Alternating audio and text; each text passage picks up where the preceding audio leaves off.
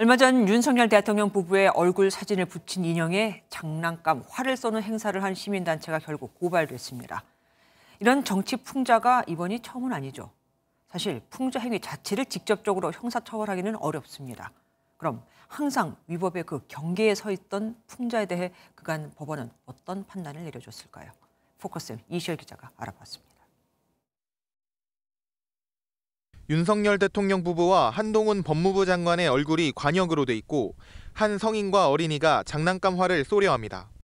지난 11일 한 시민단체가 마련한 행사인데 명예훼손과 아동학대 범죄의 처벌 등에 관한 특례법 위반 혐의로 경찰에 고발됐습니다.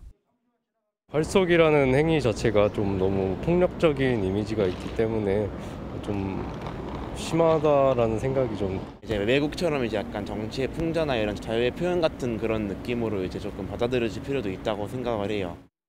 대통령 풍자물이 수사 대상이 된 건 이번이 처음이 아닌데 그간 법적 판단은 어땠는지 살펴봤습니다.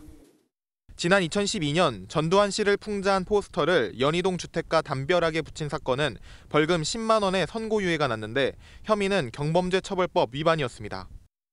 지난 2014년 박근혜 전 대통령을 풍자한 전단지를 도로에 살포했던 사건은 벌금 200만 원이 선고됐는데 혐의는 5개 광고물 관리법 위반이었습니다. 두 판결 모두 재판부는 작품이 가진 풍자가 허용될 만한 것인지 내용 자체를 판단하기보다는 게재 방식을 문제 삼았습니다.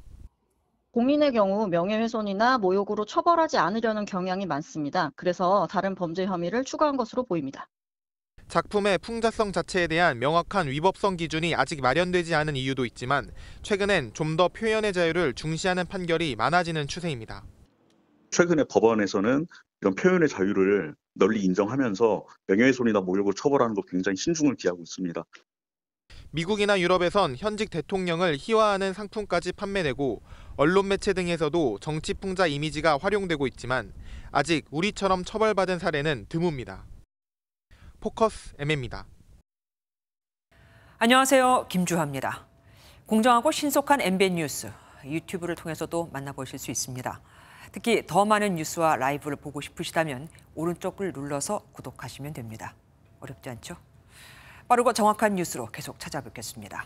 MBN 뉴스를 시청해주신 여러분 고맙습니다.